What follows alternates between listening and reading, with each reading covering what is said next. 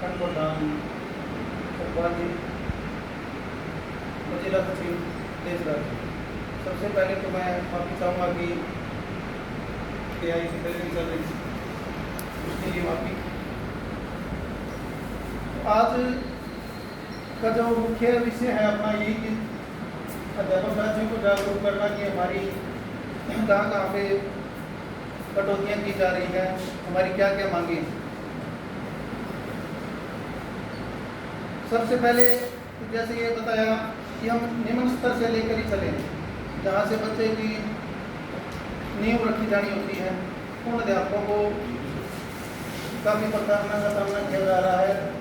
पहले ही इनके DLO का भार काफ़ी था, एक SIR नाम से छंटनी कर रहे हैं, तो मैं देखता हूँ कि अध्यापक साथी उसी में लगे रहते हैं, कौन मर गया, कौन शिफ्ट हो गया, मतलब इतना ज़्यादा टेंशन में। पहले भी 5-5 क्लासों में कहीं भी ऐसा तो है नहीं कि 5 टीचर हो, 3 मिलेंगे आपको मुश्किल से, और कहीं ज़्यादा ही अच्छा है तो 4 मिल जाएंगे। उनमें से 2-2, 3-3 इंगेज हो रखे हैं इस तरह के कामों में। तो इनके लिए जागरूक हमें खुद को होना पड़ेगा। आज हम देख सकते हैं यहाँ इस स्कूल में इतना स्टाफ है, वो अपना ही तो है, ऐसा नहीं है कि वो किसी और संगठन से जुड़े हुए इसलिए नहीं आए। हमारी नीति में कहीं ना कहीं खोट है। आप किसी भी यूनियन का यहाँ पे करके देख लो, कोई रुकता ही नहीं है। अकेले पदाधिकारी क्या करेंगे इसमें? हमें अपने साथियों से इस संबंध में बात करनी होगी। अब मैं हमारे मुख्य वक्ता किशन नारायण जी को मंच पर आमंत्रित करूँगा कि वो विस्तृत अपने विचार रखें इस विषय में। साथी रणधीर जी भी वहीं से आए हैं ट्रेनिंग में, मैंने इनसे बात की थी, तो आप यहाँ हैं, मैं भी पहुँच रहा हूँ, आप भी मेरे पीछे पीछे आओ, तो इनका भी हम स्वागत करते हैं कि वहाँ से टाइम निकाल के आए हैं एडजस्टमेंट करके। माननीय योग्य आज की इस ब्लॉक स्तरीय कन्वेंशन की अध्यक्षता कर रहे भाई सत्ताज जी, संचालन कर रहे गणिवास साहब, मेरे साथ टीम के रूप में सुरजीत जी, राजपाल जी, देशराज जी, बाकी भट्टू ब्लॉक के तमाम क्रांतिकारी साथियों, सैल्यूट है कि आप अपने टाइम में से टाइम निकाल के पहुँचे हो। ये जो मांग पत्र की जो एक बात है, तो ये है कि ये इस सितंबर के महीने में जब STFI की राज्यपाल बात कर रहा था, तो पूरे देश के लेवल पे, ब्लॉक लेवल पे ये मांग पत्र पे धरना प्रदर्शन कन्वेंशनें चल रही हैं। उसी कड़ी में ये भट्टू की भी एक कन्वेंशन है। ये पूरे देश के लेवल का आह्वान है, हर ब्लॉक का वो हो रहा है वहाँ पे अपने अपने तरीके से। अगले महीने में जिला लेवल की कार्रवाइयाँ हैं धरने प्रदर्शनों की, वो आपके बीच में बता देंगे साथी, जो भी वो होगा। उससे आगे स्टेट लेवल पे भी ये कार्रवाई करेंगे। उस कड़ी में आज हम यहाँ भट्टू में भी इकट्ठे हुए। ये मांग पत्र का बड़ा अजीब तरह का मसला रहता है। एक तो ये मुख्य वक्ता वाली बात सी समझ से बाहर हो जाती है, या किसी को उठा लो, सारे मुख्य वक्ता है और बात शुरू होने से पहले भी वो वक्ता ही थे। वो BLO की बात कर रहे थे, वो SIR की बात कर रहे थे, वो एक लाडो योजना, यही वक्ता, यही मांग पत्र है अपना, इससे अलग भी कुछ नहीं है जो फील्ड में अपनी समस्याएं हैं। पदाधिकारियों का इतना सा फर्क हो जाता होगा कि उनके पास 2, 4, 5, 10 लोग फोन करके एक जगह इकट्ठी कर देते होंगे, इससे ज़्यादा फर्क नहीं है। वो फर्क पिछले 1-2 महीने में ना बड़े अलग तरह से महसूस किया है मैंने। हम डायरेक्टर ऑफिस चले गए 22 जुलाई को, बातचीत का निमंत्रण था, बहुत ऊंचे अधिकारी, मतलब सबको ये लगता है कि मेरी समस्या धरती की सबसे बड़ी समस्या है और ये पहले नंबर पे आने चाहिए। वो सबसे बड़े अधिकारी क्या कह रहे हैं, आप ना मेडिकल वाली बात को ठीक से नहीं उठा रहे, इसको पहले नंबर पे होनी चाहिए, बड़ी बड़ी समस्या है और इसमें आय की शर्त होनी ही नहीं चाहिए। मैं महकमे के सबसे बड़े अधिकारी की बात कर रहा हूँ, क्योंकि उनके खुद के मम्मी पापा के मेडिकल के बिल रुके पड़े, तो बाकी उनको ACP की वैसी समस्याएं नहीं है, क्योंकि वो उच्च अधिकारी हैं और निपट जाते हैं।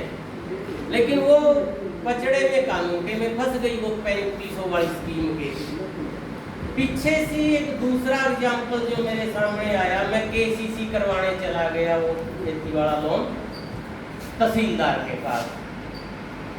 वो वहाँ जो पटवारियों का आंदोलन खत्म हुआ था, तो वहाँ भी संबोधन करके गए थे। तो वो पटवारियों ने उनको बताया कि ये जी सर्व कर्मचारी संघ के प्रधान है।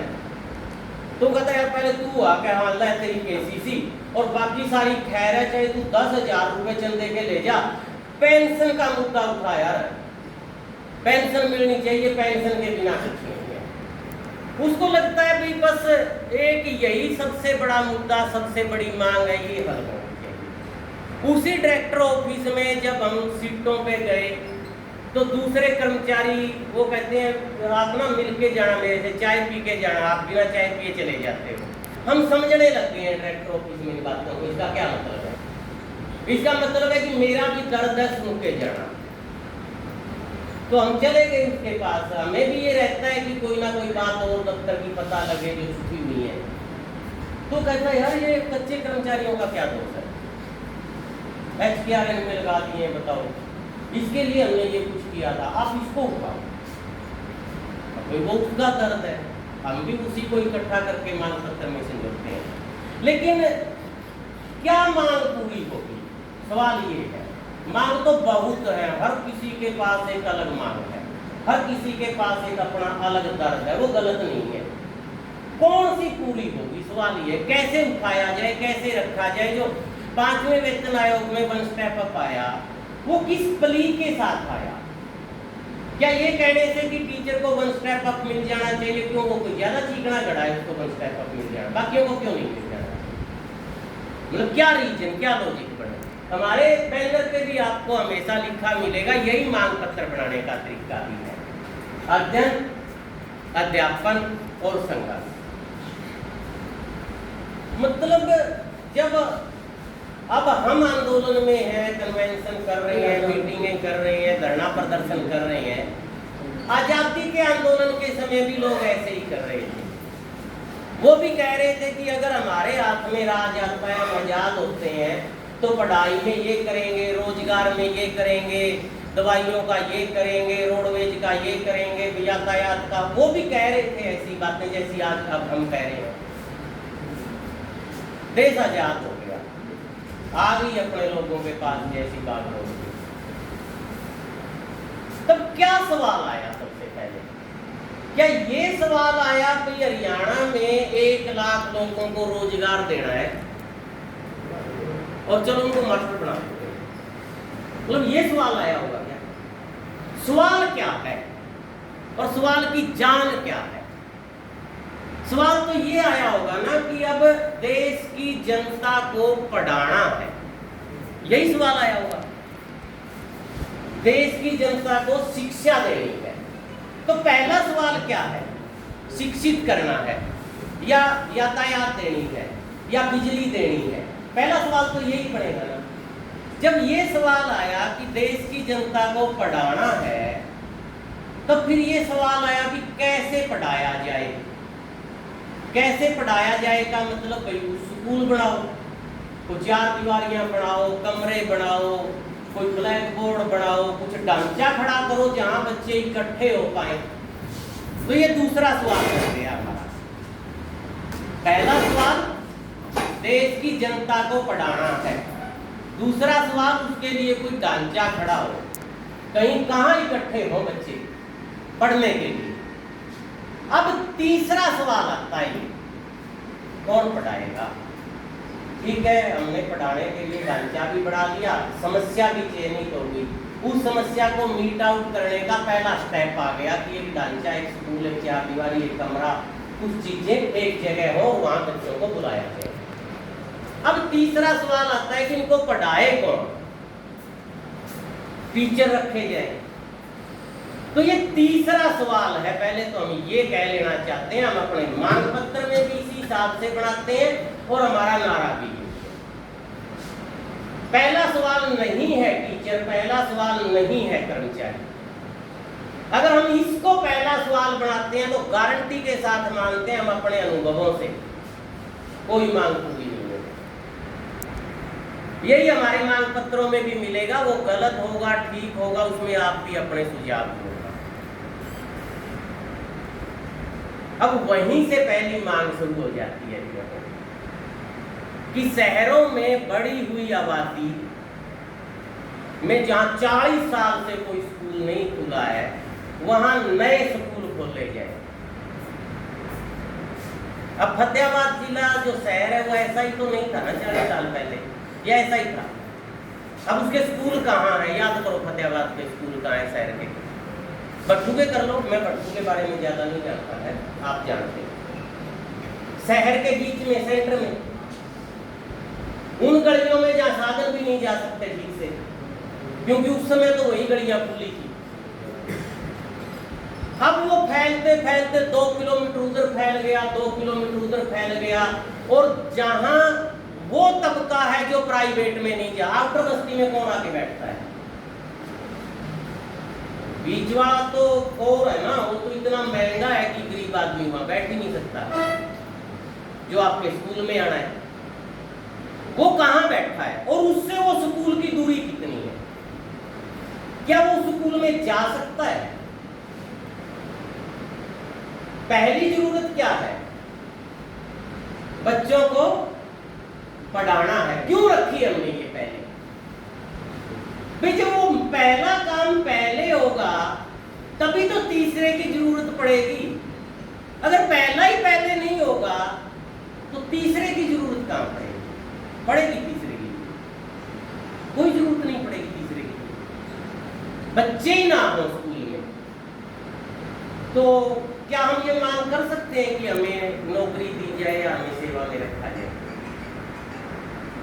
ये बेसिक खत्म हो गया ना, हो रहा है। बाल वाटिका पहली, दूसरी, तीसरी, 4 क्लासों में बच्चे नहीं हैं, तो पोस्ट भी नहीं होंगी।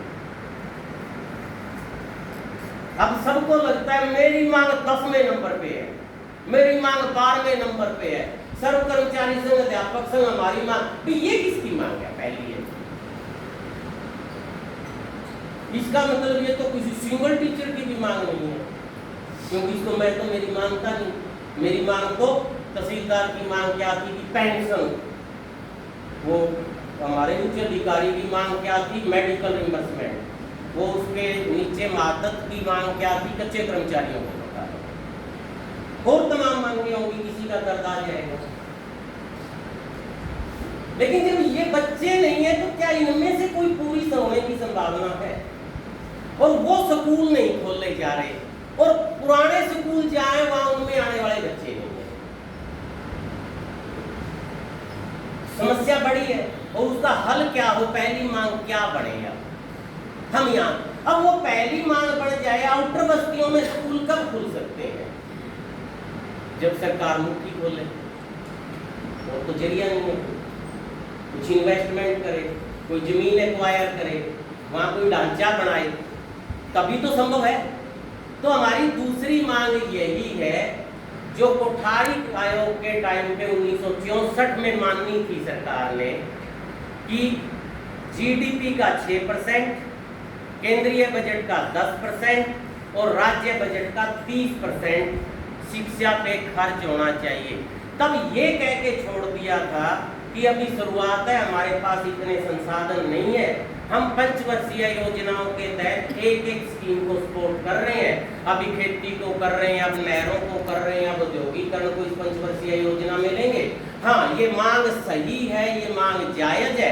हम इन फ्यूचर किसी पंचवर्षीय योजना में ये 6% पे भी आएंगे, 10-20% पे भी आएंगे। मान ली, लेकिन आए नहीं, आधे में भी नहीं आएगा, आधे में 3% पे भी नहीं है।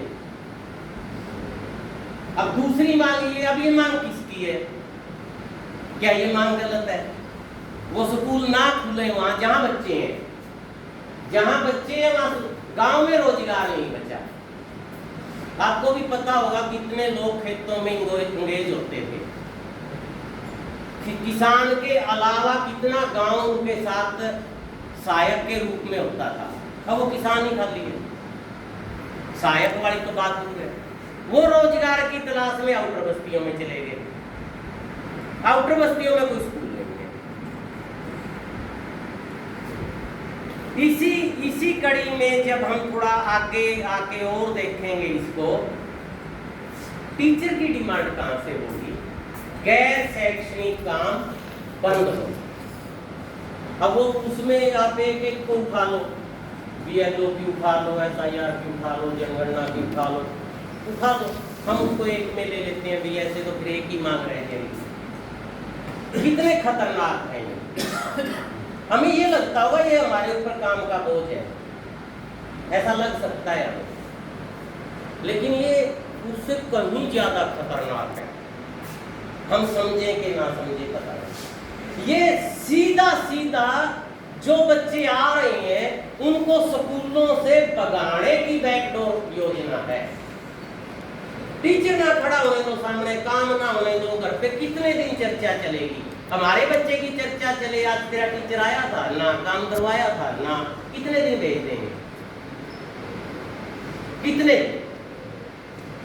मतलब आप चिराग योजना, ये गैर शैक्षणिक कामों की जब हम बात करेंगे, हमें लग सकता है ये हमारी मांग नहीं है, मेरी तो ACP रुकी पड़ी है, लग सकता है हमें, कह भी देते हैं, हमें तो बहुत उड़ाने मिलते हैं कि हमारी मांग तो 10वें नंबर पे है। पर ये किसकी है जो पहले नंबर पे है?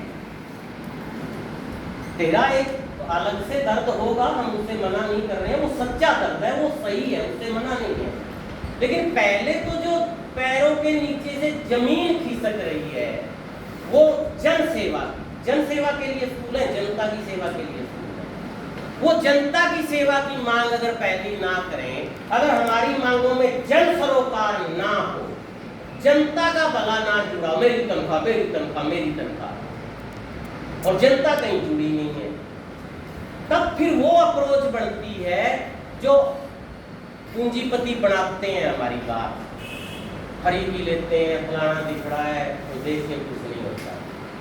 वो कट ऑफ क्यों करते हैं? वो काट क्यों देते हैं?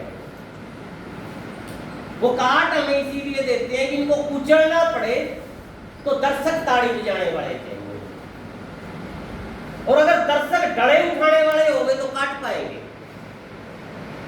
अगर गैर शैक्षणिक काम ना हो और आप ठीक ठाक पढ़ाओ और आप पे कोई जुल्म करे तो गांव बड़ा नहीं हो जाएगा।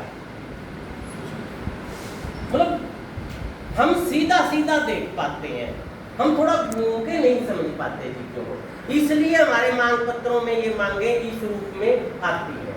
अब जब इस रूप में ये मांगे हमारे मांग पत्रों में आती हैं, तब टीचर आ गए।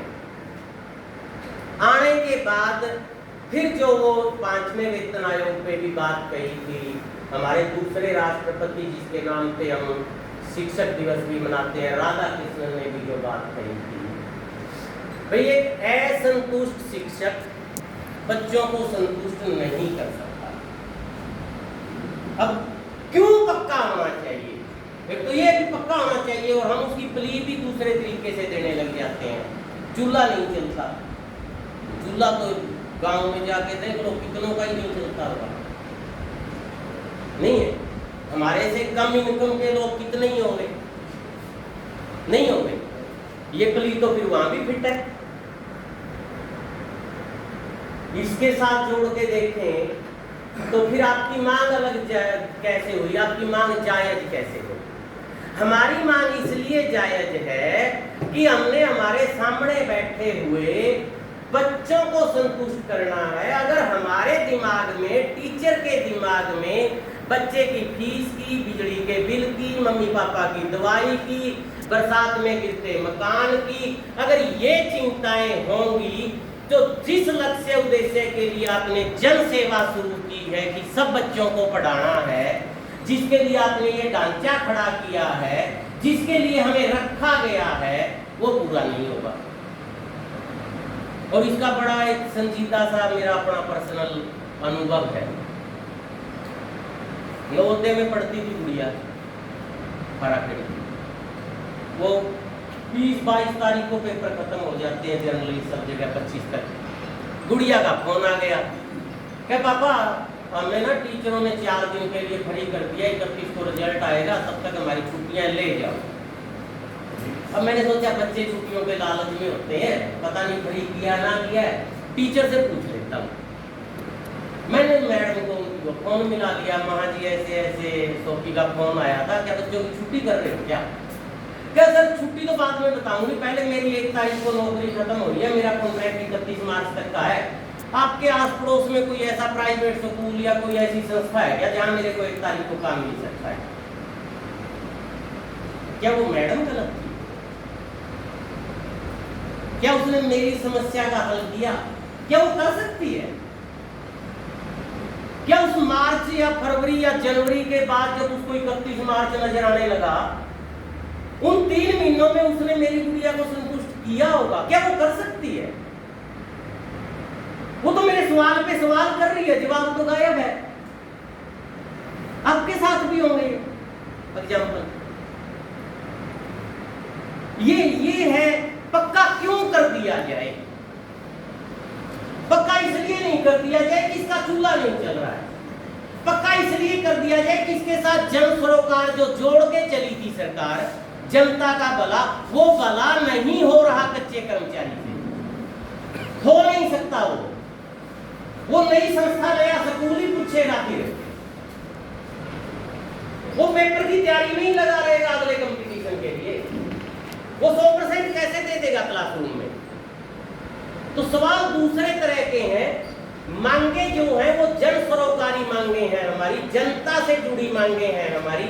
इसी में आते हैं बेरोजगारों का सवाल, खाली पद है, कितने ही पद है, वैसे वो उससे ज्यादा कभी नहीं होंगे जितने हैं, ये मैं गारंटी से कह सकता हूँ। आज जितने खाली पद है उससे ज्यादा कभी नहीं होंगे। जानते हो क्यों नहीं होंगे? खट्टर साहब ने 10 बार कहा, विधानसभा में भी कहा, डाइट बाइट में जेबीटी के दाखिले बंद किए जाते हैं, भविष्य में किसी जेबीटी की जरूरत। हमें लगा था ये कैसे हो सकता है, 10 साल पहले की बातें बोलते हो, ऐसे कैसे हो सकता है? तो हर साल रिटायरमेंट होती है, मास्टरों की जरूरत तो पड़ेगी, हमें लगता था ना ऐसा। 12 के बाद है कोई भर्ती? वो अलग बात है कि 12 वाले लट खा के 17 में ज्वाइन करवाए, वो वैकेंसियां तो 12 में कितनी है। अब जेबीटी की जरूरत, उनकी कैलकुलेशन कैसे हुई? हम ये कैलकुलेशन क्यों नहीं कर पा रहे? समझ पा रहे हैं हमारी मांगे जन सरोकारी क्यों है, और उनके फैसले जनता को शिक्षा से दूर कर देने के कैसे हैं। उन्होंने उसी दिन कैलकुलेशन कर रखी थी कि हम कितने गैर शैक्षणिक कामों में उलझा के क्लासरूमों से बच्चों को उठा देंगे। उन्होंने उसी दिन कलेक्शन कर रखी थी, अपना जोड़ घटा कर रखा था कि हम चिराग योजना लेके आएंगे। उन्होंने उसी दिन ये कैलकुलेशन कर रखी थी कि हम लाभार्थी पैदा करेंगे, मान सम्मान के नागरिक नहीं, चिराग योजना की एक लाभार्थियों की स्कीम है। और वो हो रही है हमारे सामने, वो हो रही है हमारे सामने। पर एक तहसीलदार मेरे को ये कह रहा है कि पेंशन की मांग पहली मांग क्यों? वो दुष्यंत कुमार की 2 लाइनें हैं जो कई बार याद आती हैं। हमारे पैरों के नीचे जमीन नहीं है, पर अफसोस कि हमें यकीन नहीं है, हम देख नहीं पा रहे हैं उसको, उस समस्या को। तो क्यों कच्चे, अब पक्कों इसमें भी फूट डल जाती है हमारे में, तो कि पुरानी पेंशन वालों के अलग मसले होंगे, एनपीएस वालों के अलग मसले होंगे, कच्चों नहीं है, अलग मसले बनाए गए हैं। हमारा नियोक्ता एक है, उसी ने सबके दर्द को सुनना है।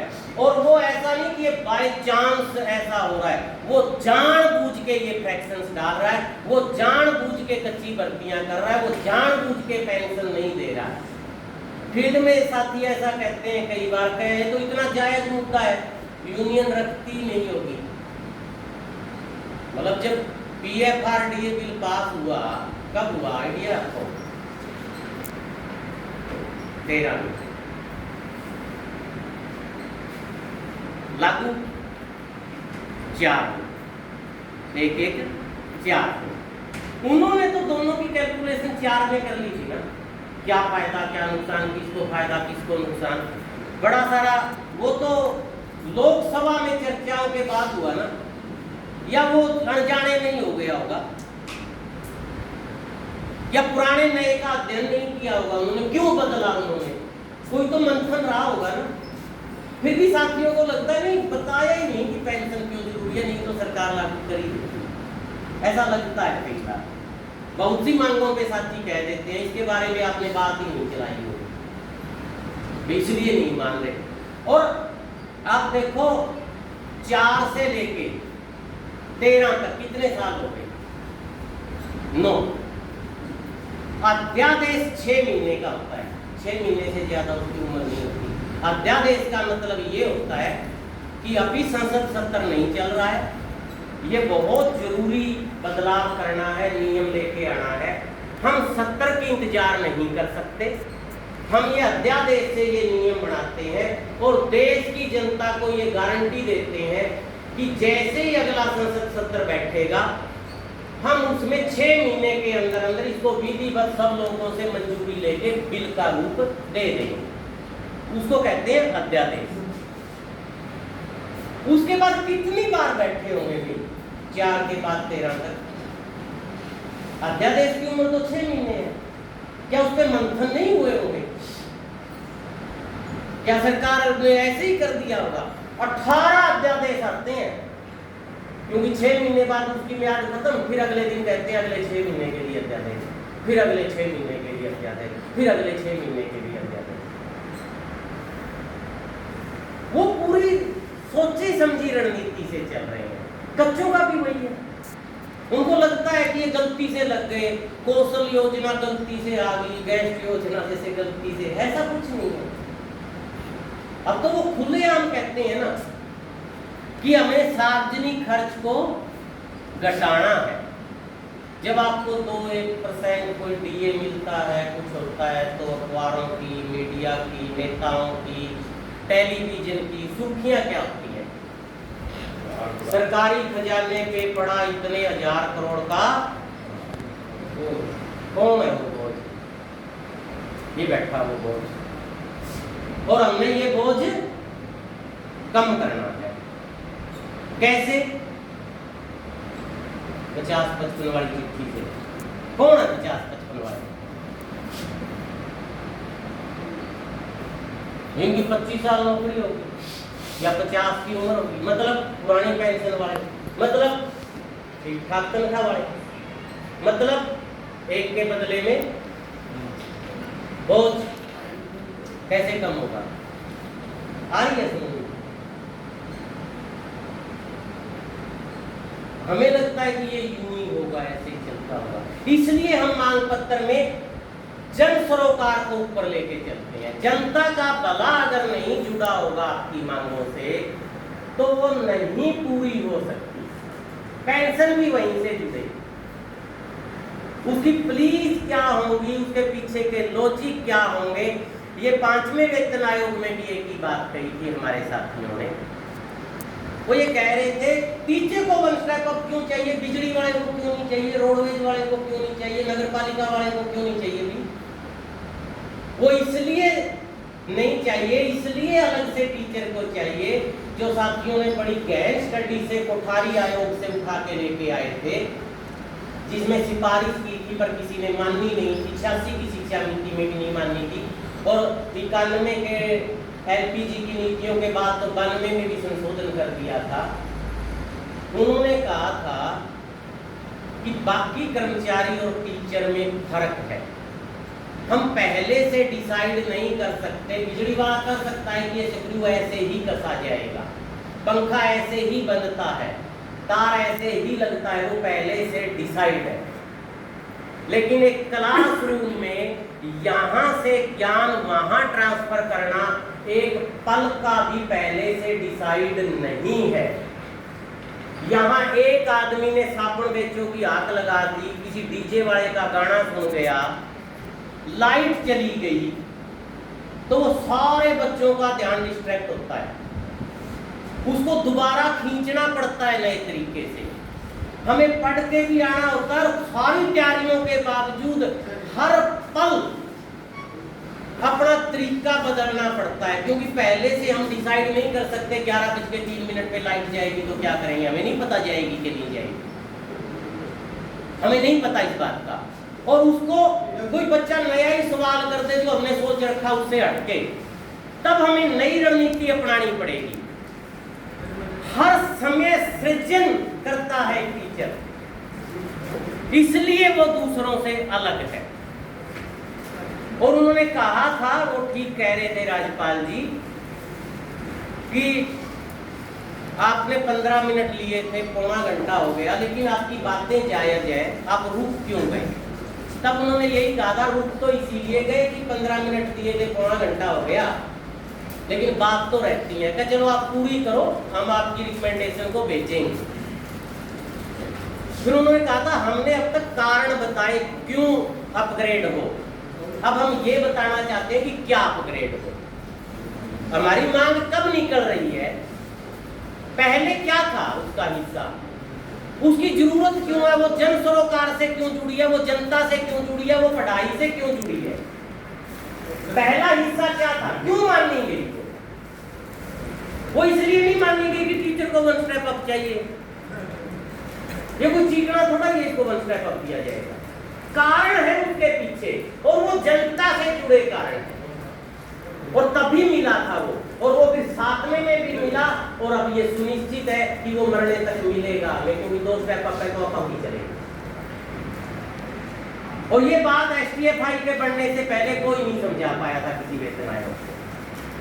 तो इन चीजों को जब हम देखते हैं कि ये कच्चे का लेके, या बहुत तरह की अपने, अब साथी कहने लगेंगे हमारा नाम नहीं आया, अब भाई नाम ले तो एक बड़ी समस्या है, अपने महकमे में तो 80 तरह के लोग हैं, कच्चे पक्के मिला के, हम उन पे भी आते हैं, कली उन सबकी भी है, लेकिन कच्चे का मतलब है कि जिसका जो संतुष्ट नहीं है स्कूल में आके, वो बच्चों को संतुष्ट नहीं कर सकता, चाहे कारण कच्चा है, चाहे पेंशन है, चाहे ACP है, चाहे मेडिकल रिम्बर्समेंट है, चाहे गैर शैक्षणिक काम है, उसके पीछे वो सारी चीजें फिर आएंगी उस रूप की। तो इसलिए हम इस चीज को, और तब तक जब तक ना हो, क्योंकि उसके लिए आपको एक पॉलिसी बनानी पड़ेगी, तब तक समान काम समान वेतन तो हमारा संविधान का मूलभूत अधिकार है ना, जो बिना जातीय, क्षेत्र, धर्म, भाषा, जेंडर देखे एक जैसे काम के लिए सबको एक जैसा मान दे देगा। आप तो मूलभूत अधिकारों पे हमला कर रहे हो, इसलिए वो चीजें जरूरी है। अब उसके बाद आती है कि कच्चों को तो पक्का कर दोगे, पर ये समस्या तो स्थायी रूप से दूर होनी चाहिए ना। कल भी कच्चे ना लगाना खाली पदों पे, स्थायी भर्तियां हो। और वो बात मैं कह रहा था, इससे ज्यादा खाली भर्तियां नहीं होंगी, वो इसलिए नहीं होंगी कि उनको पता है कि हमने पोस्टें ही खत्म करते जाना, बच्चे जाने ही नहीं देंगे। जितनी की रिटायरमेंट होगी उतने हम जन सरोकार को ही पीछे खींच लेंगे। हमें जनता में ये जन सरोकार को स्थापित करना है कि स्कूल से आपका भला कैसे जुड़ा हुआ है, आपका, आपके बच्चों का, शिक्षा का। और दूसरा भी है इसमें, कल आप देखोगे, गारंटी के साथ कह सकते हैं हम, कभी भी प्राइवेट संस्था जन कल्याण के लिए नहीं बन सकती, ना बनी, ना बढ़ सकेगी कभी। कारण है उसके, लॉजिक है, जन सरोकार है उसके पीछे, कारण है उस चीज के। जब घर में कोई आप स्कूल छोड़ो, कोई दुकान खोलने की भी चर्चाएं चलाते होंगे कि घर में बच्चे का क्या करवाएं, क्या होता है आपके उस समय की पट्टू के इस एरिए के लोगों को जो है वो सीमेंट ठीक नहीं मिल रही, दूर से लानी पड़ती है, मैं यहाँ सीमेंट की दुकान कर लूँ ताकि लोगों को सुविधा हो जाए, नजदीक सीमेंट मिल जाए, ऐसा सोचते हैं। क्या सोचते हैं? या यहाँ लोगों को दवाई लेने फतेहाबाद जाना पड़ता है, मैं पट्टू में हॉस्पिटल खोल के लोगों को सुविधा दे दे कि उनको दूर ना जाना पड़े, ऐसा सोचा जाता है। किस धंधे में पैसा, लक्ष्य क्या है उसका? क्या जन कल्याण उसका लक्ष्य है? ये स्कूल किसके लिए खोला था? क्या पैसे कमाने के लिए खोला था? इसलिए सरकारी संस्था के बिना कहीं जन कल्याण नहीं हो सकता, कहीं शिक्षा मिल ही नहीं सकती। गारंटी के, मैं शिक्षा की बात कर रहा हूं, तोतों की बात नहीं कर रहा हूं, गारंटी के साथ कह सकता हूं मैं। और वो भी ताजा एक एग्जाम्पल भी मेरे सामने आया उसका। जेई के पेपर में अच्छा खासा रैंक आया बच्चे का, और जब अच्छा खासा रैंक आता है तो अपने आजकल बाजार में हमारे दिमाग को हाईजैक कर रखा है कि हर चीज की पार्टी होती है। तो उन्होंने भी घर पे पार्टी रखी हुई, मेरे को भी बुला लिया, फलाना के पास की गाँव की बात है कि पार्टी आना, और ये सांगठनिक कामों के कारण दिन के दिन नहीं जा पाते, तो अब आदत सी बना ली है कि 15 दिन पहले 15 दिन बाद में हाजिरी लगा जाते हैं। तो मैं हफ्ता पहले ही पहुंच गया, निकल रहे थे, बाई चांस मेरे बैठे बैठे बात चल रही थी, कितना रैंक आया, कौन सा वो कॉलेज यूनिवर्सिटी मिल जाएगी, कौन सी IIT मिल जाएगी, ऐसी बातें चल रही थी। इतने में उस बच्चे का फोन आ गया, वो अपना बोरिया बिस्कुट उठाने गया था पीछे से, दिल्ली से। क्या मम्मी ट्रेन निकल गई, अब क्या करूं मैं,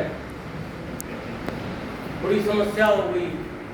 उसकी मम्मी बता रही है, बेटा ऐसा कर, यहाँ किसी को पूछ ले, बस स्टैंड कितनी दूर है, वहाँ ऑटो ले ले, हिसार की बस पकड़ लेना, हिसार हम लेने आ जाएंगे, चिंता ना करो, डरते नहीं है, रोते नहीं है बेटा। उसकी मम्मी कह रही है। उसकी मम्मी की एजुकेशन अनपढ़, बच्चे का रैंक, शिक्षा, समझ पा रहे हो आप? ये अभी पिछले दिनों का एग्जाम्पल है जो मैंने महसूस किया। आप भी करते होगे शायद ऐसे, अपने बच्चों को बता के देख लेना, आस पड़ोस के कोई लोग का। शिक्षा जो है, इसलिए ये जन सरोकार से जुड़ी संस्था है, जो सरकारी संस्था है, ये सिर्फ लोगों के भले के लिए खोली गई है, ये पैसे कमाने के लिए नहीं। फीस उधार कैसे आ जाए उसके लिए तो 20 प्रपंच चलेंगे, लेकिन बच्चों की पढ़ाई तो आपको ट्यूशन से ही करवानी चाहिए, उसका प्रबंध तो करवाई नहीं होगी। और ये भी हमारा सर्वे कहता है, गारंटी के साथ कहते हैं हम, 15 दिन बच्चे का ट्यूशन बंद कर दो जो प्राइवेट स्कूल में जाता है, 15 दिन। अगर वो बच्चा 0 पे ना जाए तो मैं शक लगाता हूं। जिस बच्चे ने पिछली बार 10वीं 12वीं में 90 प्लस लिए हैं, सेम पेपर आज ले लो उसका, वही पेपर जो वो दे के आया था, आपको रिजल्ट पता लग जाएगा शिक्षा कितनी है, और गवर्नमेंट वाले का ले लेगा।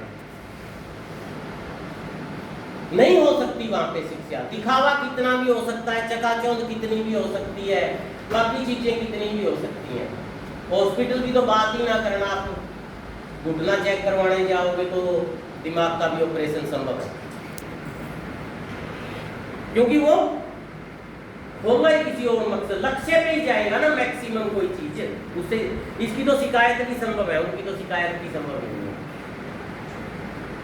है। ये चीज जनता के साथ साझी करनी है हमें कि क्यों बचने चाहिए स्कूल, आपकी मांगे पूरी हो जाएंगी। और अगर हम ये चीज साझी नहीं कर रहे ना, करवाते जाओ मांग पत्र को आप लंबा, नहीं होगी, बड़ी अजीब पोजीशन है, नहीं मिलेंगी आपको किसी और संगठन के पास ये विचार जो जड़ में जाके खोद ले आए समस्या को। यही हल है, वो पहला हो जाएगा। लेकिन अगर आप सोचते हो कि बोर्ड पे पसीना बहाए बगैर आप सड़कों की लड़ाई से स्कूल बचा लोगे तो संभव नहीं है। अगर आप ये सोचते हो अकेले बोर्ड पे चाक घसा के पसीना बहा के दिन रात एक करके आप स्कूल बचा लोगे तो गलती पे हो, दोनों को जोड़ना पड़ेगा। दोनों बराबर के महत्वपूर्ण है, खड़े आदमी की 2 टांगे हैं, ये एक से नहीं दौड़ा जाएगा, किसी सूरत में नहीं दौड़ा जाएगा। यही अपने साथियों के बीच में जो आज नहीं भी आ पाए, और यही उन अभिभावकों के बीच में जिनके बच्चे हमारे पास आते हैं, अगर हम नहीं कर पाए तो समस्या बनी रहेगी, बनी नहीं रहेगी, गलत कह रहे हैं, बढ़ती जाएगी। अभी तो गैर शैक्षणिक कामों में रोज एक नया जुड़ ही रहा है या कुछ घट ही पा रहा है। क्यों जुड़ पा रहा है वो? बेले हम क्या करते हैं, ये फिनोमिना बढ़ा दिया झूठा, लोगों ने भी एक्सेप्ट कर लिया क्योंकि उनके पास लंबा चौड़ा प्रचार तंत्र है। अपने पास तो छोटा सा प्रचार तंत्र था ये कि हम बट्टू में इकट्ठे होकर कन्वेंशन करके अपना मीडिया क्रिएट कर लें, और उसमें तो बट्टू ब्लॉक से 30 साथी है, क्या इतने साथी हैं, क्या इतने पेरेंट्स हैं, कौन लेके जाएगा? ये बात वो राजपाल ठीक कह रहा था, ये प्रधान और सेक्रेटरी के कंधों पे छोड़ने से नहीं होने वाला। हाँ, ये कंसोलिडेट कर लेंगे, इनकी ड्यूटी लगा दी है कि सबके सिर आपने जोड़ने हैं, इतना तो ये कर लेंगे, भरोसा भ्रासी ना रहे, कौन बुलाएगा, कहाँ बुलाएगा, कितने बजे शुरू होगा, वो तो ये कर लेंगे ताकि कोई फतेहाबाद ना चला जाए, कोई चौपटा ना चला जाए, एक जगह इकट्ठे हो जाए, वो तो ये कर लेंगे। लेकिन यहाँ पहुंचने का काम तो सबको अपने अपने पैरों पे ही करना पड़ेगा ना। और हम ये उलाड़ा भी देते हैं कि मीडिया हमारी आवाज नहीं उठाता, हम ये कहते हैं कि अडानी अपना गला आप नहीं मोड़ता, संभव है? 85% अडानी अंबानी का मीडिया ये कह दे कि प्राइवेटाइजेशन गलत है, ये कह सकता है क्या? वो किस पे खड़ा है? अपना मीडिया।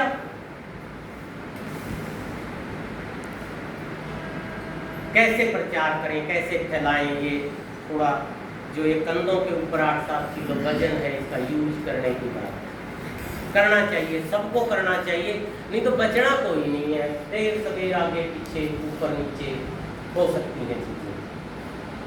इसी कड़ी में जब हम इसको आगे लेके चलेंगे कि कोई कच्चा लगाया ना जाए, और जो लग गए 2 साल की पॉलिसी पे सारे के सारे पक्के हों, लगने वालों की गलती नहीं है। हाँ, बैकलॉग की एक समस्या रहती है, बड़ी जायज समस्या है ये पक्के होने वाले को भी नहीं भूलना चाहिए कि सरकार ने गलत तरीके से लगाए, सरकार ने गलत तरीके, लगने वाला गलत नहीं लगा, उसको नहीं पता, वो अपनी मर्जी से इस प्रिंसिपल को आके नहीं कहा कि मैं मास्टर हूं, मेरे को ज्वाइन करवा लो, किसी ने उसको गलत चिट्ठी पकड़ाई कि तू बच्चा है, आ गया बेचारा, बेरोजगार था। लेकिन उसमें बहुत सी चीजें फॉलो नहीं हुई होगी, आरक्षण फॉलो नहीं हुआ होगा, मेरिट फॉलो नहीं हुई होगी, हम भी मानते हैं नहीं हुआ। उस बैकलॉग को स्पेशल भर्ती चला के भर दिया जाए, जिसका हक हमारा है उसको भी दिया जाए।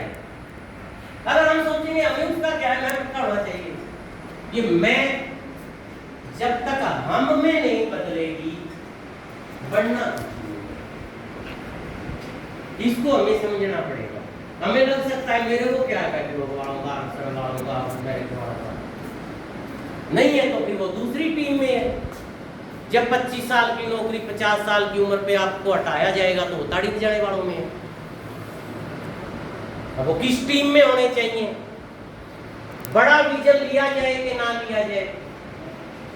क्या मेरी पेंशन मिल गई तो जन शिक्षा का, जनता का भला हो गया कंप्लीटली, या कच्चों को पक्का करने, खाली पद भरने से होगा, नए स्कूल खुलने से होगा? मतलब उसको कैसे छोड़ सकते हैं?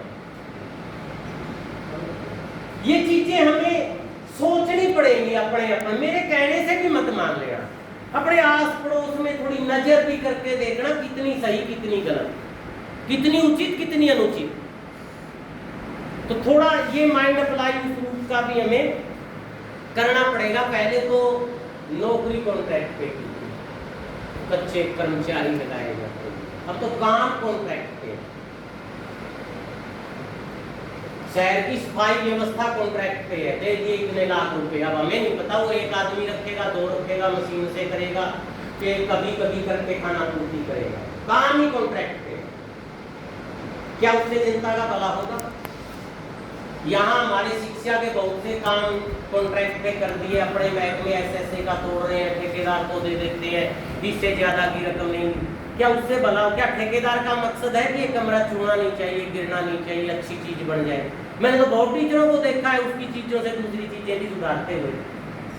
ठेकेदार लगा जाएगा कोई टूटी हुई रोटी साथ में। मतलब जन सरोकार, जनता का भला, लक्ष्य क्या था, क्यों शुरू हुई चीज, पहले वही रहेगा। पहले ढांचागत मांग ही रखनी है। अगर ये नहीं होंगे तो हम बिना ढाल के लड़ रहे हैं। बचने का, तलवार जितनी कीमती है ना, वो तो दूसरे के लिए है, खुद के लिए क्या होती है? सोचना पड़ेगा, नहीं तो उसके बिना फिर हमारे गुजारे किसी भी रूप में संभव नहीं है। वेतन आयोग का एक बड़ा सवाल है, क्यों मांग रहे हैं हम वेतन आयोग? हरियाणा का अलग से वेतन आयोग, बाकी संगठन शायद ना कह रहे हो ऐसा, या उनको उसके पीछे के जन सरोकार का ना पता, लेकिन सर कर्मचारी संघ कह रहा है, STFI कह रही है, अध्यापक संघ कह रहा है, ऑल इंडिया में हम ये मांग बार-बार उठा रही है। हरियाणा वाले बोल देते हैं कि जो सेंटर वाला करेगा वो हम कर देंगे। ठीक है, सेंटर के पास हम जाते हैं, जी हमारी समस्या सुनो। सेंटर वाला कहता है कि हम बैठे हैं सेंटर गवर्नमेंट के कर्मचारियों के लिए, हम हरियाणा गवर्नमेंट के कर्मचारियों के लिए बैठे ही नहीं है। हम आपकी बात मान भी लें कि हरियाणा के टीचर की ये समस्या है, सुन भी लें, हम क्या दे सकते हैं आपको? हमने तो आपको कुछ लेना देना नहीं है। हमारे पास तो टीचर के नाम पे कुछ नवोदय है, सैनिक स्कूल है, मिलिट्री स्कूल है, केंद्रीय विद्यालय है, हम तो उनके टीचर की तो सुन सकते हैं, कोई समस्या है, हमने तो उनको देना है। स्टेट में वेतन आयोग नहीं है, दर्द किसको कहे, किसको सुनाए? अभी 10 साल पहले तक एक ऐसा खर्च जो जीरो था, इसलिए उसका पत्ता भी नहीं बना, खर्च ही नहीं था तो बढ़ेगी क्यों भाई? मांग भी न जाए फिर तो। अब इलेक्ट्रॉनिक्स गजेटेड के laptop, computer, phone, mobile, data, net के कितने खर्चे हैं? क्या उसके बिना काम चलना संभव है? क्या फिर हमें इलेक्ट्रॉनिक भत्ता नहीं मिलना चाहिए? जब वो हमारी जिंदगी में है और हमारी इनकम का एक हिस्सा खा रहा है, तो इसका मतलब कहीं से कटौती हो रही है। किसको सुनाए? अपने यहाँ तो इतना नहीं। सेंटर वाला कह रहा है हमें आपसे कुछ लेना देना नहीं है। ये है इसके पीछे। और फिर हरियाणा पर कैपिटा इनकम में सबसे टॉप है स्टेट्स में, राज्यों में, केंद्र शासित प्रदेश है अभी। तो फिर हम पीछे वाले के साथ क्यों रहेंगे जब हम कमा के दे रहे हैं अपने देश की सरकार को? जब यहाँ की जनता अपने जन सरोकार के लिए, अपने स्कूल, अस्पताल, सड़कों, बसों के लिए हरियाणा का खजाना भर रही है सबसे ज्यादा, तो फिर उसको सुविधाएं सबसे ज्यादा क्यों ना मिले? उसके बच्चों को पढ़ाने वाले टीचर को क्यों ना मिले? क्या नाजायज है इसमें? इसलिए हम अलग वेतन आयोग की मांग कर रहे हैं। और नहीं तो फिर हमारी सुनवाई नहीं है, नहीं तो बाद में फिर हम वही रुपए मारते हैं कि जेडीटी को 39,900 नहीं मिला। समस्या कहीं और रह जाती है, हल कहीं और ढूंढने लग जाते हैं। इसलिए हम एडवांस में इसको लेके, और जब तक ये ना हो अंतरिम राहत 5,000 रुपये मंथली, क्योंकि उसके टाइम हो गया है, उस सेंस में है ये। और हम सरकार को कुछ वादे याद करवाते हैं। आपने 7वें वेतन आयोग में ये लिखा था कि जब 25% डीए हो जाएगा तो HRA 9/18 27 हो जाएगा, जब 50% हो जाएगा तो 10/20 कि ये आपने उसमें बाकायदा रिटर्न में दिया है। अब क्या समस्या आ गई? कर दो इसको। तो आपने ही मान के लिखा था कि ये जायज है, लेकिन नहीं हो रहा है। इसलिए ये मांग उस रूप में यहाँ पे आके जुड़ती है। पुरानी पेंशन बहुत बड़ा इशू है। इसलिए इशू नहीं है कि कुछ लोगों को पेंशन नहीं मिल रही है, इसलिए बड़ा इशू है कि नहीं तो पुराणों को भी नहीं मिलेगी। इसलिए बड़ा इशू है, नहीं तो फिर कच्चे पक्के भी नहीं होंगे और उनको भी पेंशन नहीं मिलेगी। इसलिए भी ज्यादा जरूरी है कि बेरोजगार कहाँ जाएंगे। इसलिए भी ज्यादा जरूरी है कि जब आप लाचार होगे, अभी तो हाथ पैर चल रहे हैं, कमा रहे हैं, खा रहे हैं, जब लाचार होगे तो क्या करोगे? एक बात तो कन्फर्म है, अपने आस पड़ोस के रिटायर होने वाले साथियों को देख लेना। सरकार की नीतियों के कारण बच्चा किसी के पास नहीं बचेगा। समाज को तोड़ने की जो नीतियां है ना, देख लेना, आस पड़ोस में नजर मारे, बच्चा किसी के पास नहीं रहेगा, आप बच्चों के पास नहीं जा सकते। ये नीतिगत है। पहले नीतियां थी कि हम रोजगार करके शाम को उसी छत पे नीचे आके खाना खा लेते थे, आप लोग खा भी रहे हो, तो बुजुर्गों का कुछ देखभाल संभव थी। अब जो रोजगार का रूप बना दिया एलपीजी की नीतियों ने, क्या बना दिया है? मल्टीनेशनल कंपनियां। कहाँ है ये मल्टीनेशनल कंपनियां? है पट्टू के 200 किलोमीटर के रेंज में कोई? क्या 200 किलोमीटर से आपका बच्चा अप डाउन कर लेगा?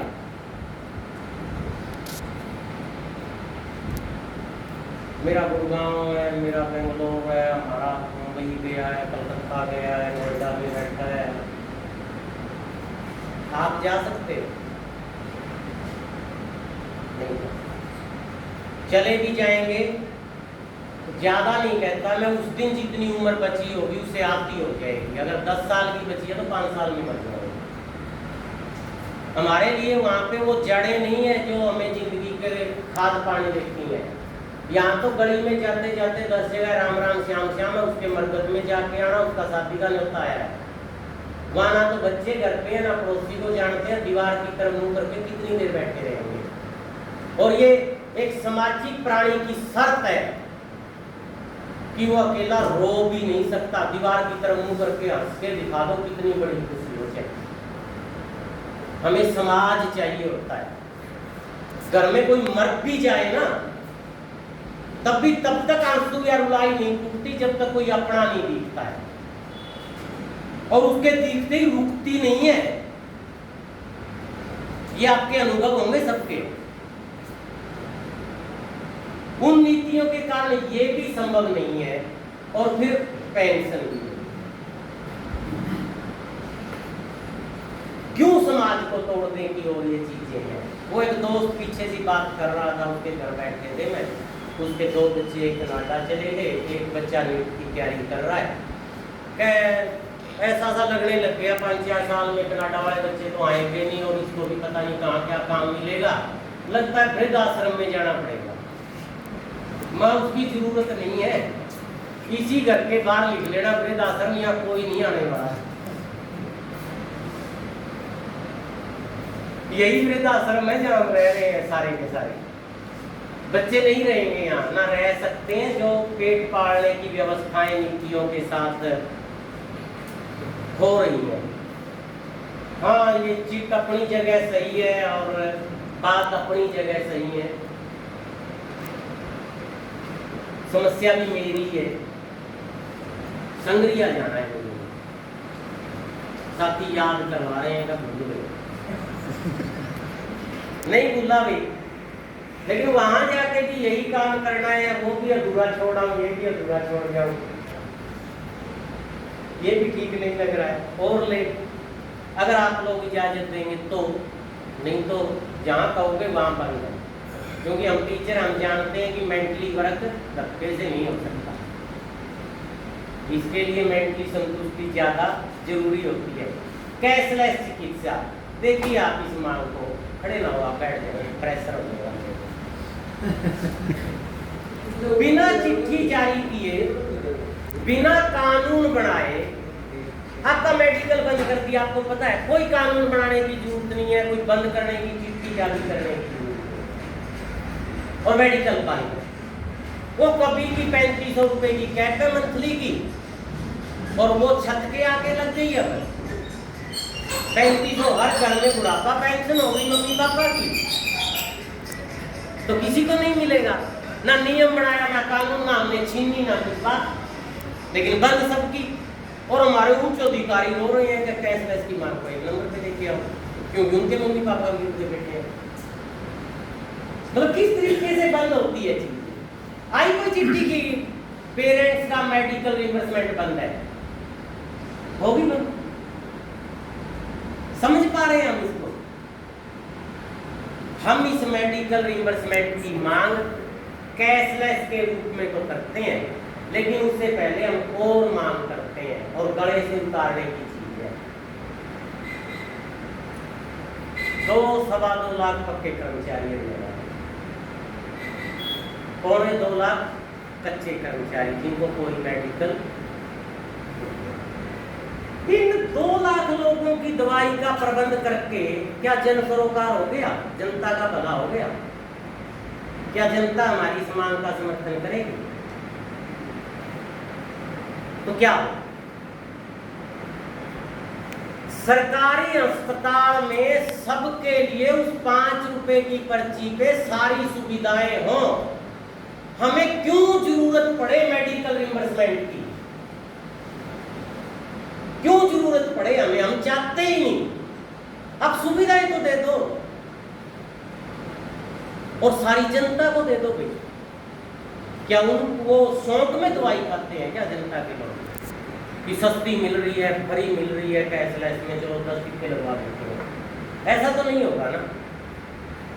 तो उनके लिए पहली मांग हमारी इसमें यही है कि सरकारी सिस्टम को डेवलप करके हर जगह हर तरह के डॉक्टर, हर तरह की सुविधाएं हो, हमें मेडिकल के नाम पे रिइंबर्समेंट की फाइल ही ना बनानी पड़े। ये है। और अगर मेडिकल कैशलेस है भी तो बीमा आधारित ना हो। बीमे वाले की कमियां पता लगी होंगी आपको। पहले तो ये अस्पताल ही कहने लग गए हम आयुष वालों का इलाज नहीं करेंगे, इतना बकाया, इतना। अभी 700 करोड़ रुपए 2 किस्तों में 400-300 की अब दी है सरकार ने, जो उनका बकाया था। और फिर वो ये लोग कहते हैं ये सिर्फ ऑपरेट होगा तो लागू है, बाकी दवाइयों के लिए लागू नहीं है, ऑपरेशन के टाइम में। तीसरा जो मेरा अपना अनुभव है, पिछले साल माँ के घुटने बदलवाए थे, तो मैं छुट्टी लेने के लिए डॉक्टर के पास बैठा था और कोई नया ऑपरेशन करवाने आया था।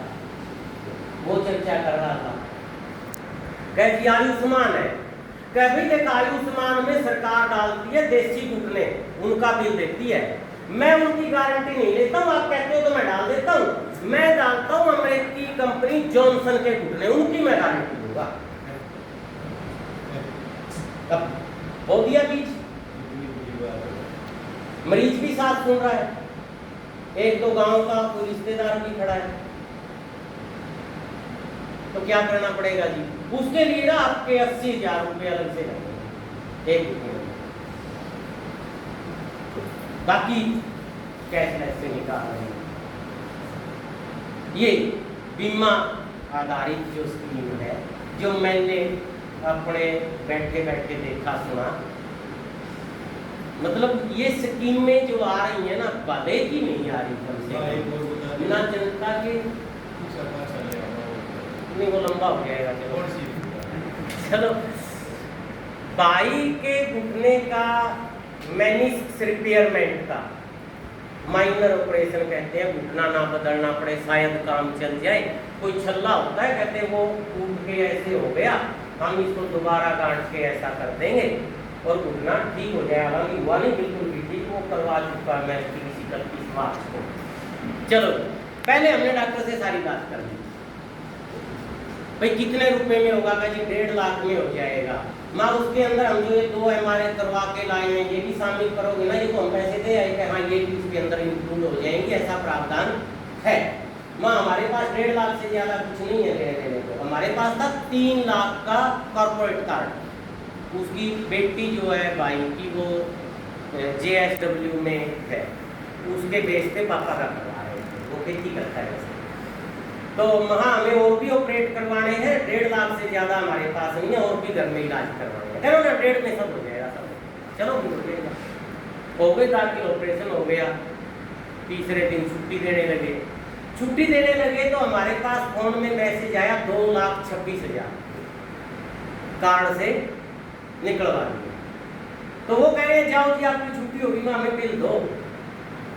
तो बिल का आपको क्या करना है? हमें करना है, हम नहीं जा रहे। मैं ये 2,26 क्यों काटे हमारे खाते से? लगते हैं जी, कई बार पूरे नहीं देते हैं जी, ये नहीं देते हैं जी, ये बातें पहले कहाँ थी? 1.5 का मतलब 1.5, एक सिंगल पैसा नहीं। ये बाकी पैसे हमारे खाते में डाल दो, हमारे कार्ड में डाल दो, नहीं तो हम कहीं नहीं जा रहे हैं। दोबारा रूम में शिफ्ट कर लिया, थे भी 2 ही, मैं और भाई। तो वो चर्चाओं का दौर शुरू हो गया। जिसे MRI करवा के आए थे उस डॉक्टर को, ये कौन लोग थे MRI करवा के गए? क्या ये मेरे थोड़े जानकार थे? क्या यार कचड़ा फंस गया ऐसे ऐसे, क्या गलती फंस गया, क्या फिर कामरेड है गए बड़ी गलती कर ली गए। तो कब कैसे हो, तो कब कैसे हो? मैं 2 ही तरीके हैं, या तो खाते में डाल दिया कैश दे दे, तीसरा तरीका हमारे पास तो नहीं है, नहीं तो यहीं बैठे हैं। रात तेरे पास है, 6 साढ़े 6 का टाइम होगा शाम का, सुबह हम अपने तरीके से देखेंगे क्या होगा क्या नहीं होगा। मतलब आधा घंटा भी नहीं लगा, कैसे देखिए। अड़ना भी पड़ता है, लड़ना भी पड़ता है, लूट जबरदस्त है। चलो वो मांग पत्र का या उस तरह का नहीं था, वैसे संभव है ये, मैं ये कहना चाहता हूं, अगर आप लूट के खिलाफ अड़ोगे, संभव है चोर के पैर नहीं होते। उसको डर होता है ये कहीं कल अखबार में या कहीं आ गई या फैल गई तो ये अकेले इसकी बात नहीं है, ये दूर तक तेरे ग्राहक टूटेंगे, बदनामी होगी, कानून का दायरा अलग है। तो कान पहुंच के आना भी कोई ज्यादा समझदारी नहीं है। ये भी हमें संगठन ने ही सिखाया है। वो वैसे मेरा व्यक्तिगत फायदा था, लेकिन सिखाया इसी ने है। यहाँ अड़े हैं, यहाँ लटकाए हैं, यहाँ मुकदमा झेल रहे हैं, तो उसके लिए भी दिमाग तैयार हो गया। और यहाँ नहीं है तो वहाँ भी नहीं होगा, फिर कोई नहीं अपने कौन। वो कह रही है हमें तुम्हारे कौन सा घर से गए हैं, डॉक्टर कह रहा है हमें तुम्हारे कौन सा घर से गए हैं, क्यों देश का खजाना कौन भरता है? हम ही भरते हैं। क्यों नहीं गई हमारी बीमे की किसने भरी थी? हमने भरी है।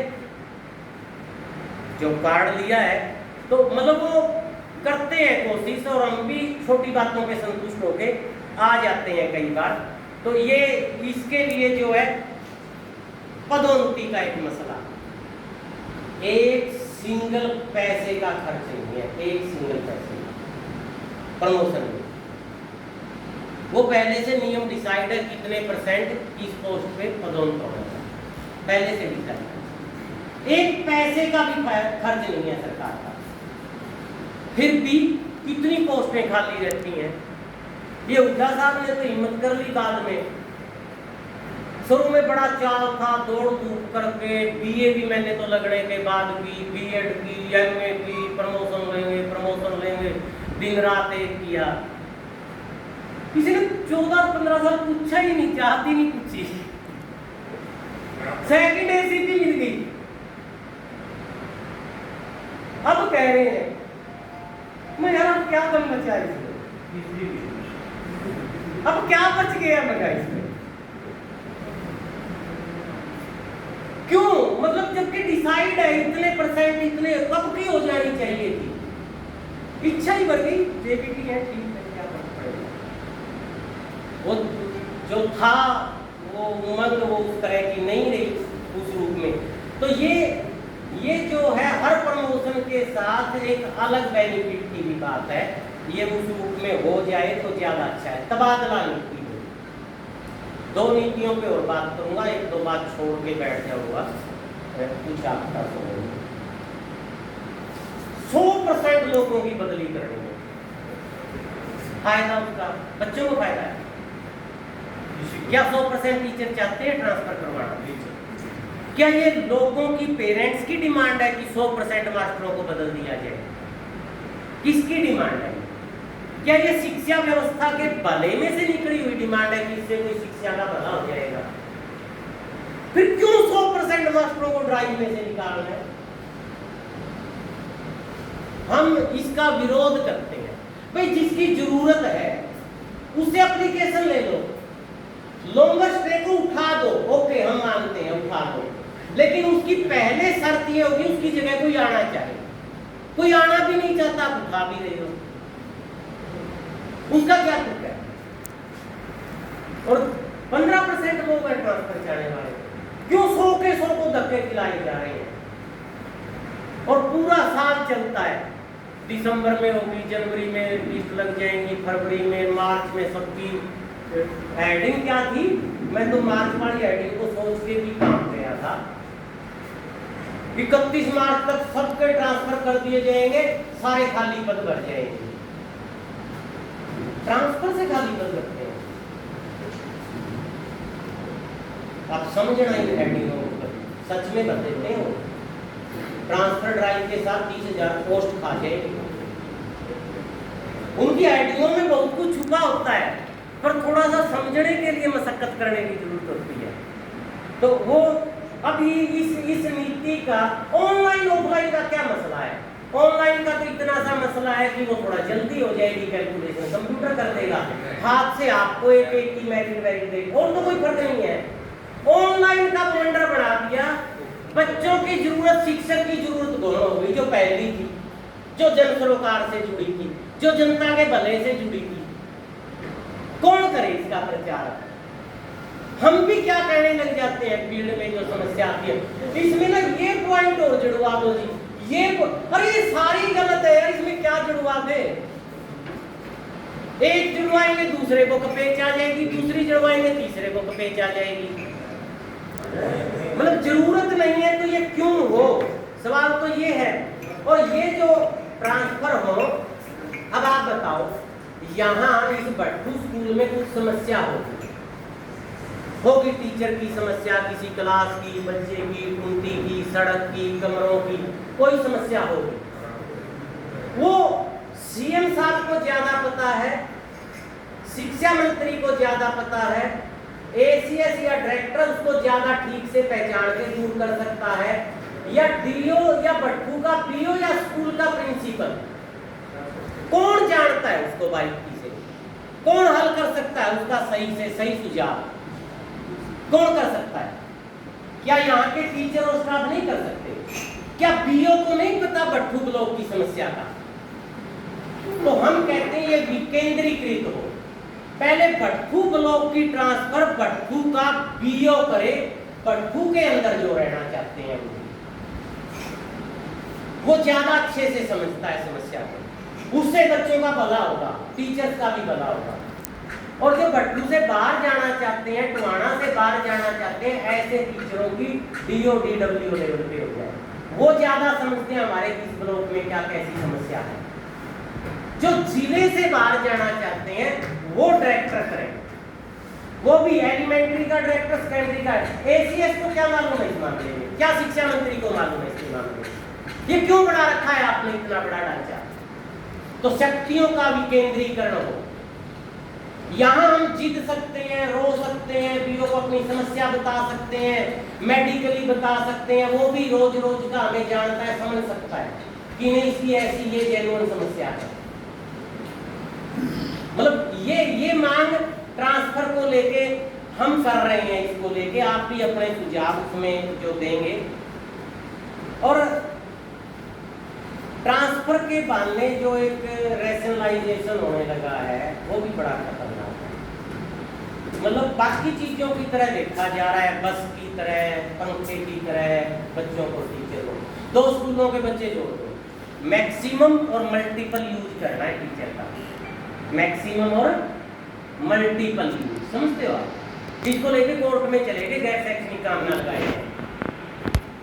शिक्षा नीति उठा दी, इसमें लिखा है मल्टीपल और मैक्सिमम यूज। अब कैसे कह सकते हो? मल्टीपल यूज का मतलब क्या है? अलग अलग तरह के काम। अब कैसे कह सकते हो कि हम पढ़ाई के अलावा काम नहीं करते? मैक्सिमम यूज का क्या मतलब है? 2:30 बजे के बाद करो, नहीं समझ? ये अभी जो BLO की रीसेटिंग की है, ये 2:30 के बाद का ही तो किया है कि अपने बुक पे ही लगा दो, रात को करता रहेगा, छुट्टी के बाद करेगा। वो कहीं और से चल रहे हैं, हम कहीं और से चीज देख पा रहे हैं। तो ये समस्या को सुलझाने के लिए उस चीज की ओर देखना पड़ेगा हमें, वहां जाना पड़ेगा हमें। और टीचर भर्ती के सवाल पे जो टेट की अनिवार्यता का अभी ताजा फरमान आया, हमारा कहना कुछ और है। सरकार क्या कर रही है? छटनी के नाम पे सब नौकरियों के लिए पेपर रखती है, अपने यहाँ टेट, P-TET, C-TET रखती है। और ये 10 से जब से ये NCT ने लागू किया है, अब कह रही है उससे पहले वालों के लिए भी अनिवार्य है, नहीं तो घर जाओ। कौन कौन है अब जो टेट नहीं है? मैं भी नहीं हूं, नहीं तो घर जाओ। मतलब ये संभव है? हम कर सकते थे तब जो चीज नहीं थी, अब कर सकते हो? अभी भी नहीं होगा। तो फिर इसका मतलब क्या? ये सारे के सारे पेपर नौकरी का आधार नहीं है, ये छंटनी करने का तरीका है। और शिक्षा महकमे में हम मांग कर रहे हैं, JBT B.Ed करने से पहले, JBT B.Ed करने से पहले उसकी अभिरुचि आधारित मनोवैज्ञानिक पेपर लिया जाए। अभिरुचि आधारित, उसकी पढ़ाने की कोई अभिरुचि भी है कि नहीं, और जो उसमें फिट हो उनको मास्टर की भर्ती कर दी जाए, उतने ही किए जाए जितने लेने हैं, बाकी लोगों का पैसा टाइम बर्बाद न करवाया जाए। और उनको पटवारी की तरह, खोज की तरह बाद में ट्रेनिंग दी जाए, पहले मास्टर लगाया जाए। समस्या ही नहीं आएगी आपको टेट, और ना ये खोज खड़ी होगी B.Ed की, ना उनके जेब कटेंगी 2-2 साल तक, ना उनका टाइम बर्बाद होगा 2-2 साल तक। और IAS की तरह IES भी होना चाहिए। UPSC की परीक्षा में अलग अलग महकमों के लिए अलग अलग पेपर होते हैं। एजुकेशन के लिए कोई भी आ जाता है यहाँ पे। अब ये मांग पत्र लेके गए डायरेक्टर के पास, पीछे हमने छुट्टियों में 5 जून का मास डेपुटेशन रख दिया। उन्होंने उससे पहले बातचीत के लिए बुला लिया कि 9 तारीख को आ जाओ, प्रदर्शन ना करो, आपकी मांग सुनते हैं। ठीक है जी, कैंसिल कर दिया, हमें भी कोई शौक नहीं है। 9 तारीख को बातचीत भी हो गई, आधी बातें उन्होंने मान भी ली कि बड़ी जायज है। 3 दिन बाद ACS का तबादला हो गया। हफ्ते बाद हमने दफ्तर में संपर्क किया, ये बातें हुई थी, ये माननी थी, कोई चिट्ठी पत्री, कोई मिनट, कहीं वो तो ACS साहब ने की थी, वो फाइल साथ ही ले ले।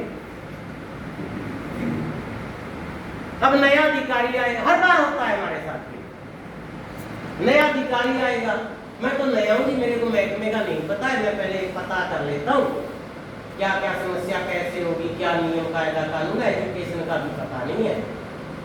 अगली बार आपकी समस्या नहीं छोड़ेंगे।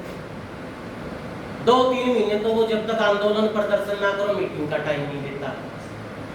अब मीटिंग का टाइम देगा, फिर वो बड़ा सोबर सा नजर आएगा, ये जायज है, ये सरकार के लेवल की है, मैं भेज देता हूँ, इसकी मैं कल ही चिट्ठी निकाल देता हूँ, हाँ ये तो बहुत जरूरी है, इसके बिना कैसे स्कूल चल सकता है। अच्छा, प्राइमरी में सफाई कर्मचारी नहीं है, कमाल है, वो तो छोटे बच्चे हैं उसके, हमें ये लगता है कि ये तो हमारे साथ ही स्वीपर देके भेजेगा। उसका कुछ नहीं आता जाता है, जब तीसरी बार जाते हैं वो तो बदल गया, फिर 0 पे। तो अगर यहाँ अलग से भर्ती हो, वो आदमी शिक्षा महकमे के अलावा कहीं जाए ना, एक तो वो समझ जाए शिक्षा महकमे को कहाँ क्या किस तरह की समस्या है, वो परमानेंट रहे। तो हमारी ये शिक्षा महकमे की या टेट को लेके उसको लेके भी डिमांड है अपने इसमें। आप इसमें और चीजें जुड़वा सकते हो। तो एक महिलाओं को लेके बाकी चीजों के साथ साथ 2 मांगे और है। एक तो ये जो CCL है ना, इसकी छुट्टी के लिए वैकल्पिक प्रबंध का मतलब उस संबंधित महिला का नहीं होना चाहिए। उसका क्या मतलब है? वो तो छुट्टी पे जा रही है और वो ये कह रही है कि आप छुट्टी पे जाओगे, इससे कोई काम पे प्रभाव नहीं पड़ेगा, ये लिख के लो। मतलब इससे झूठी लाइन हो सकती है धरती पे कि मेरे को इस आदमी की जरूरत नहीं है, मैं इसको तनख्वाह दिए जा रहा हूँ, इसके रहने ना रहने से फर्क नहीं पड़ रहा। यही है ना इसका मतलब। भाई आप आओ पढ़ाओ या ना पढ़ाओ, फर्क नहीं पड़ेगा। मतलब कैसे संभव है ये चीज? और फिर वो कह रही है इसकी व्यवस्था आप करके जाओ किसी, भाई वो कैसे करेगी इसकी व्यवस्था? एक तो ये शर्त हटनी चाहिए। और दूसरा, अब बढ़ते हुए मामलों को लेके अगर देखो शौक में कोई मेडिकली कुछ नहीं करवाता है, अगर बच्चेदानी का ऑपरेशन करवाना पड़ जाता है, मतलब संभव है क्या बिना छुट्टी के स्कूल में से जाके शाम को करवा के अगले दिन आके क्लास में? मजबूरी नहीं है क्या ये? मजबूरी में भी कोई कब करवाता होगा ऑपरेशन कि बस अब तो लास्ट है भी, नहीं तो मरना पड़ेगा। नहीं तो कौन राजी है अपना शरीर चिरवा के? उसकी भी न्यूनतम 2 महीने की छुट्टी मंजूर होनी चाहिए। ये मांग को कैसे देखते हैं अब? हमारे बहुत से साथी हैं, कह देते हैं SC को सिर पे बिठाते हैं, महिलाओं को सिर पे बिठाते हैं, ये है वो है। नहीं भैया, प्राकृतिक न्याय की बात है, ये प्रकृति ऐसा कह रही है। क्या हम प्राकृतिक न्याय के साथ ना खड़े हो? इसका मतलब तो मजदूर के साथ अन्याय होगा, वहां भी नहीं खड़े होंगे। किसान के साथ प्राकृतिक अन्याय की कोई बात सोचने की बात करेगा, हम चुप रहेंगे। इसका मतलब तो समाज में हम कुछ भी बलात्कार होते हुए भी देख सकते हैं कि हमें क्या देना है। तो ये मजबूरी है और उसके दिमाग पे उसका प्रेशर आ रहा है, उसको उन दिनों में ज्यादा जरूरत है और संभव ही नहीं है। आप छुट्टी सैंक्शन करो ना करो, पढ़ा तो नहीं सकती ना, या पढ़ा देंगे तो फिर उसको मान सम्मान के साथ ही क्यों नहीं देते? तो ये भी हमारी इसको लेके एक मांग है कि ये ज्यादा से ज्यादा एक कोई सिटीजन चार्टर से ना आप क्या कमाल मानोगे। शिक्षा मंत्री बैठा है, दोनों डायरेक्टर बैठे हैं, ACS बैठा है और उनका 55 का स्टाफ बैठा है, सारी शिफ्टों का, टोटली शिफ्टों का, और 7 आदमी हम अध्यापक संघ के बैठे हैं। पूरी बातचीत होली, लास्ट मांग जैसे अब लास्ट आई है तब भी आई कि सिटीजन चार्टर लागू होना चाहिए और पहले डायरेक्टर ऑफिस में करोगे तो DO DWO DO में होगा कि ये काम इतने दिन में होगा। शिक्षा मंत्री के सामने डायरेक्टर कहता है ये कैसे लागू हो सकता है, और शिक्षा मंत्री चुप है। इसलिए डायरेक्टर को तनख्वाह दे रहे हैं, वो ये नहीं कह रहे जो काम जितने दिन में बनता है आप उतने दिन में कर क्यों नहीं रहे। मतलब ये मांगे किस तरह देखें हम? इसका मतलब मिली भगत है, करना ही नहीं है किसी का। तो ये भी हमारी मांग है, PO से लेके डायरेक्टर ऑफिस तक ये सारी चीजें जो है उस रूप में हो।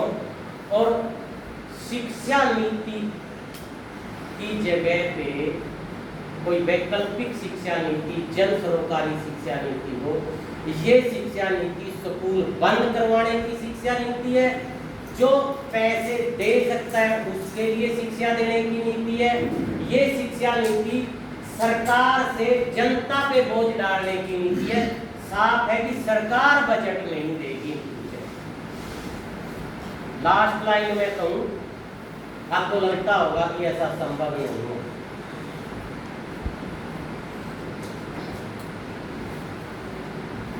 शिक्षा नीति में शब्द है इसके लिए सेल्फ फाइनेंस, स्वयं वित्त पोषित संस्थाएं हो, अपने खर्चे आप उठाओ। 4 साल से सेंट्रल यूनिवर्सिटी का 100% बजट नहीं दिया जा रहा। 100% कट है। आप अपने यहाँ मैरिज प्लेस बनाओ, हॉल बनाओ, बीटा बूथ बनाओ, टावर लगाओ, मार्केट लगाओ, जो लगाओ, अपने खर्चे मीट आउट करो, अपने प्रोफेसरों को तनख्वाह दे दो, बच्चों की फीस बढ़ाओ। प्रोफेशनल कोर्स की 100 गुना फीस बढ़ी है, शैक्षणिक की 10 गुना। खर्चे उगाओ, अपनी तनख्वाहें बांट लो, पंखे मेज कुर्सी लेक्चर स्टैंड के खर्चे निकालो। जेएनयू को अपनी 2 जगह बेचनी पड़ी है खर्चे निकालने के लिए। प्रोफेसर बेच चुकी है वो अब तक 4 साल में। इस बार की खबर ये थी कि बजट की कमी के कारण इस बार जेएनयू मात्र 2 बच्चों को पीएचडी बजट में। समझ सकते हो चीजों को। हरियाणा की यूनिवर्सिटी का सुनो, ऊपर से लागू हुई है ये। 4 साल पहले सरकार ने कहा कि हम आपको बजट नहीं दे रहे, लोन दे रहे हैं। लोन से एक बार काम चला लो, ब्याज समेत हमारा लोन उठा देना, बच्चों से फीस देके अपनी तनख्वाहें पूरी कर देना। वो हल्ला मचा, आंदोलन हुए, बजट में बदल गया लोन। फिर 3 साल पहले एक बजट आता है। ऐसे थोड़ा ही शिक्षा नीति तो लागू करनी है भाई। इस साल 20% लोन, 80% बजट देंगे और 20% हर साल कटौती करेंगे। अब तीसरा साल है, अब 60% लोन है, 40% बजट है। सारी यूनिवर्सिटियों में मिस्त्री लगे हुए हैं खर्चे मीट आउट करने के लिए। मैरिज प्लेस बन रहे हैं, मीटिंग हॉल बन रहे हैं, बैंकेट हॉल बन रहे हैं, टावर लग रहे हैं, कैंटीन बन रही है, बाजार बन रहे हैं, किराया उठाने के लिए। चिट्ठी मेरे स्कूलों में भी आ गई थी, पर अपने यहाँ ढांचा पड़ा नहीं, दुकानें निकालने की दुकान के लिए आया था, चिट्ठी अपने भी आ गई अपने घर। और 2 साल बाद हरियाणा की यूनिवर्सिटी का ये स्कूल में भी आना। इसलिए ये शिक्षा नीति उन बच्चों के भले की शिक्षा नीति नहीं है जो आपके पास आते हैं। और अगर चिराग योजना की शब्द में कहें, उन बच्चों को आपके खर्चे मीट आउट करने के लिए, सेल्फ फाइनेंस होने के लिए फीस देनी पड़ गई, यही आएंगे क्या? यही आएंगे या कहीं और जाएंगे या ड्रॉप आउट हो जाएंगे? नहीं आएंगे। कितनी बची है समझ लेना। इस मांग पत्र में बहुत कुछ जुड़ सकता है, बहुत से जन सरोकार जुड़ सकते हैं। अपनी मांग को जनता की नजर से देखना शुरू करने की अपील करने आपके बीच में आए हैं। आप जुड़वाएं। आपने इतनी देर तक ये बात चर्चा सुनी है, टाइम निकाला है, उसके लिए आपका बहुत बहुत धन्यवाद है। इनकलाब जिंदाबाद। जय संगठन, जय।